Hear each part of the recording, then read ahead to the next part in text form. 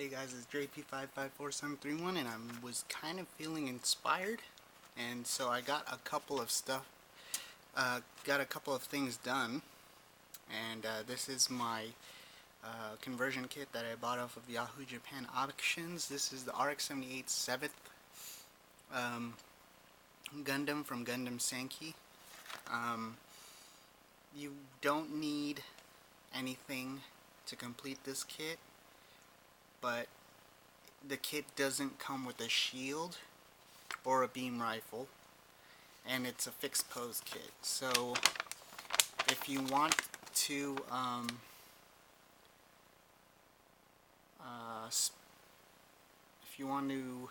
make it a lot better than it's supposed to be, it even says right here that you can use the HGUC Full Armor 7th kit. And here is the what's the model number? RGM-79 FC. This is a variation on the GM Striker, and it looks like a Gundam, but it's still a GM. It has a Gundam head and Gundam face. And this kit came with the 7th Gundam. So I'm going to go ahead and show you some of the things that I did.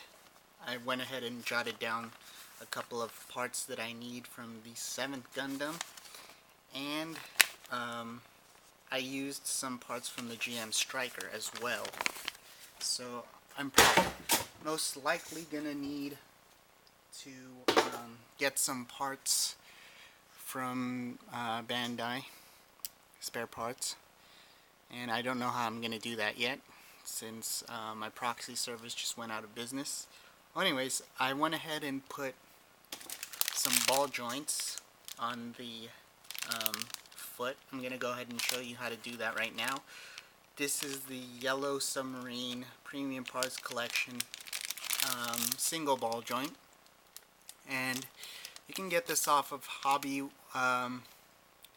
search 1999.co.jp, Ami, or HobbyLink Japan, or HLJ.com, and you can search this under PPC-T01, and there's also a gray version. So I went ahead and used the medium ball joint, so let me go ahead and get that out. That's this right here, the one in the middle. And I'm going to go ahead and use my trusty Tamiya side cutters. These are the sharp pointed one. These are really expensive. These are like 2,000 yen. Yeah, 2,000 yen, which is around $20. But retail shops here in the US like to sell it for 30. So here I have my trusty Wave one-click drill bit, pin vise, and this is a 3mm diameter pin vise, and you can see in the back there's directions on how big each size is for the ball joint. So here I'm gonna put the ball, so I'm gonna have to drill a 3mm hole in the foot. I'm gonna go ahead and skip that for you. And when you're done drilling the hole, you can go ahead and make sure it fits, and then once it does fit, I actually have a wrench to pull it out, because it's really tight. The 3mm is exact 3mm hole, and the peg. Well, anyways, so once you have that drilled out, you might want to go ahead and use your side cutter again, and make the peg a little bit shorter, because you don't want it to like show. It look funny. So I'm gonna go ahead and try to hide this peg, or the thing that holds the ball joint. But first I'm gonna go ahead and make a pilot hole of 3 millimeters, and it says in the instructions on the medium here that it's 7 millimeter diameter, but for it to fit you're gonna need to drill a 7.5 millimeter hole.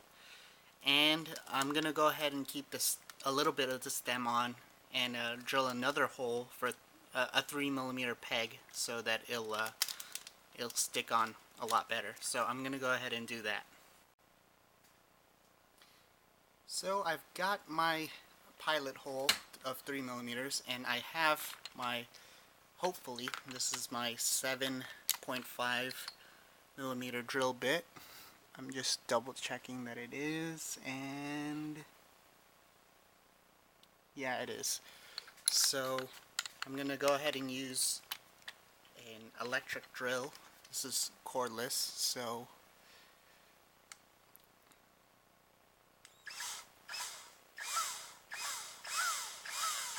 you want to be careful while drilling, because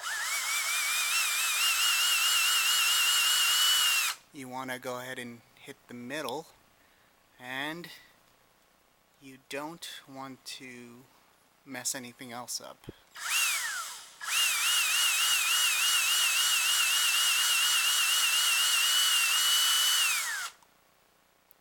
So I went ahead and drilled that good looking 7.5 millimeter hole. So the next thing that I'm gonna do is I'm gonna cut the peg really short, and then I'm gonna drill a 3 millimeter hole in the center.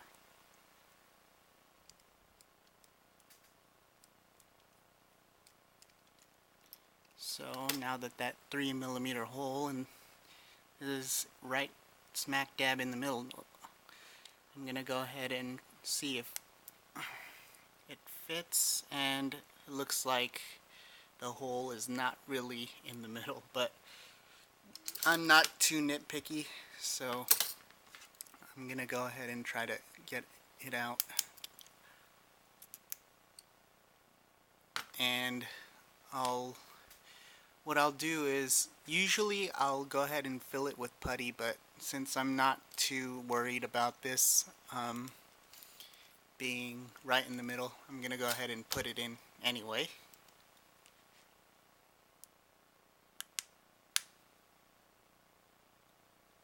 So now that you have that,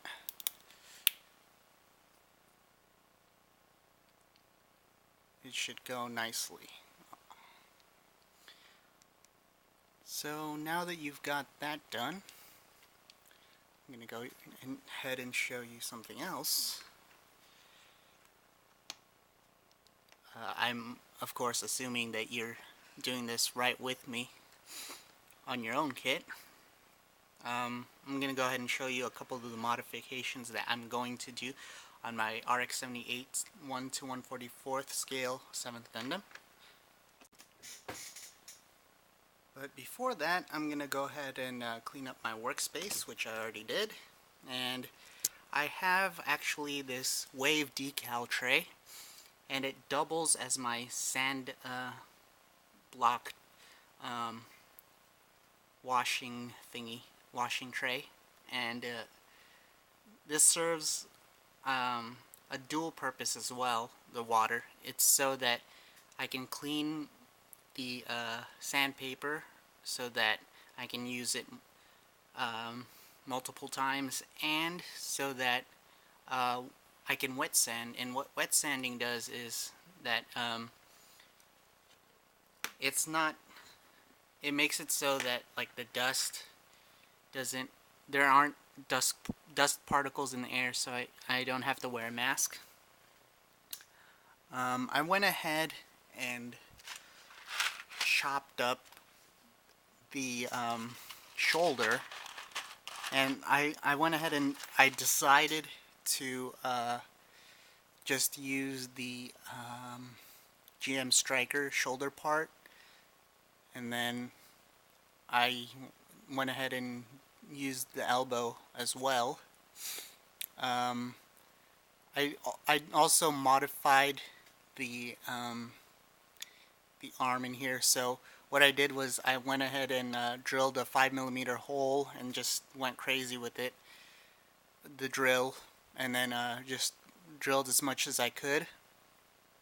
And I actually hacked off a little piece of the inner frame as well. And then once I got it in there, the elbow, as much of it as I could, I went ahead and drilled a pilot hole so I can see the there's actually a hole on the inner frame, and it's 3mm in diameter, so you can put a peg in there. I went ahead and cut up some of my old used hobby base joint runner, because this is exactly 3mm. And what I did was after I went ahead and drilled that 1mm or 2mm pilot hole so I can see where the hole is, I went ahead and drilled a 3mm hole through the forearm, and then I stuck a peg in the arm so that the inner frame elbow stays in place, and then I just went in with my nipper and then cut the excess off. So I'm gonna go ahead and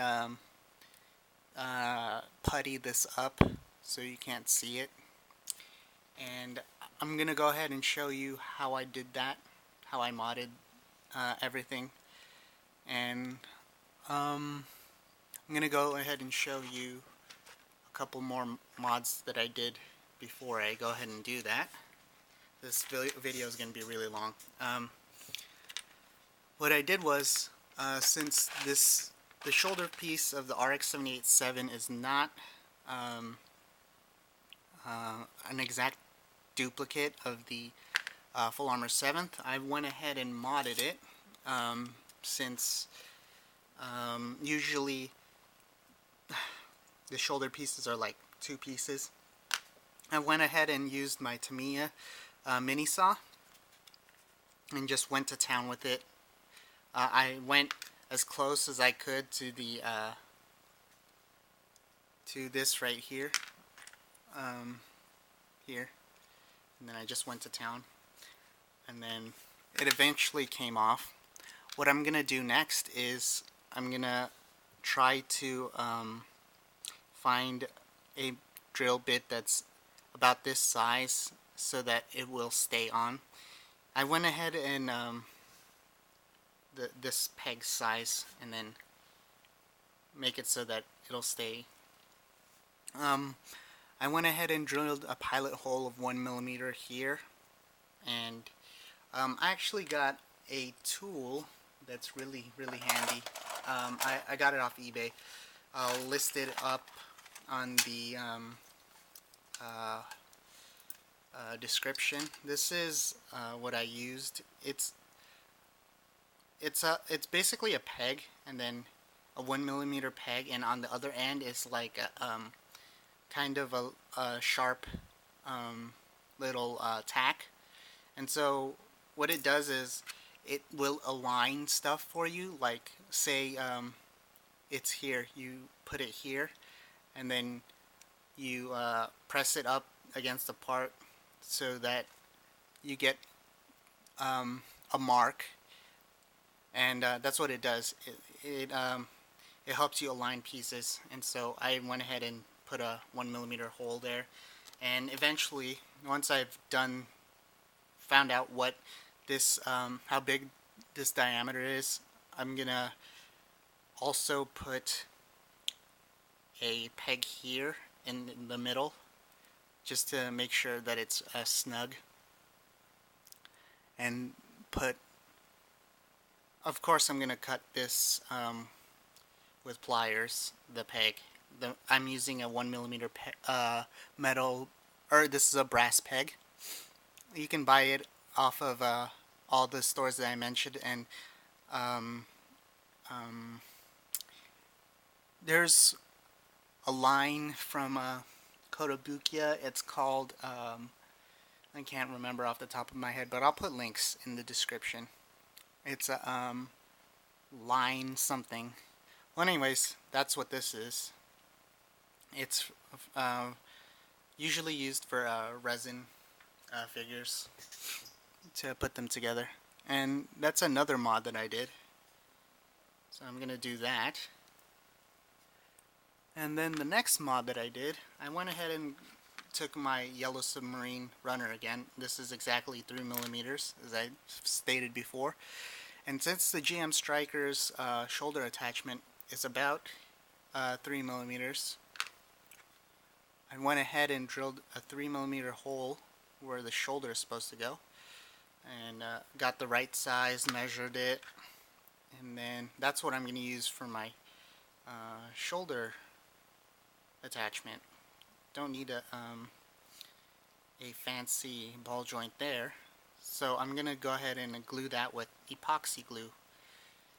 So it's looking pretty nicely. I'm probably going to use the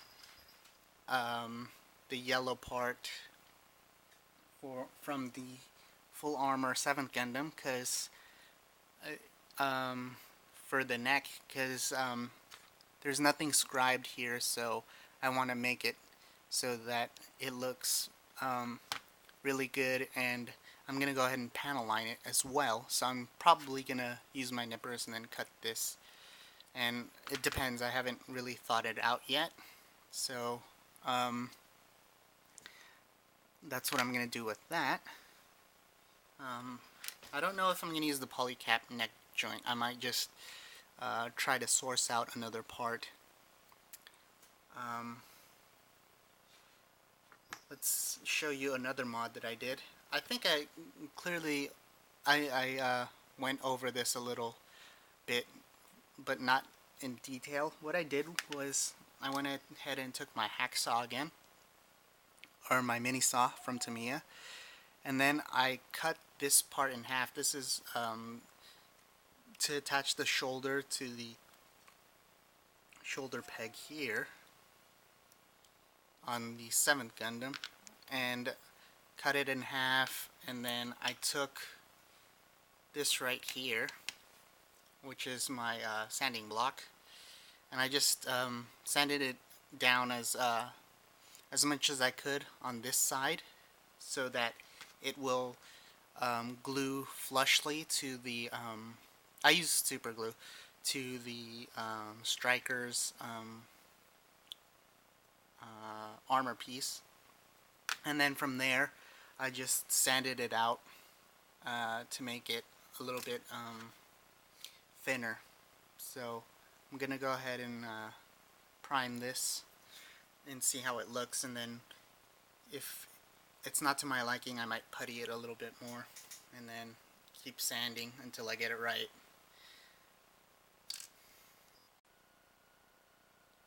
Here are the magnets that I mentioned. They're spelled with Neodymium,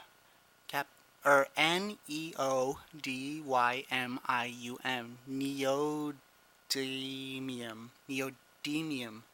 That's really awkward to say. Well, anyways, that's what I'm going to use on the ankle armor, if I can find it.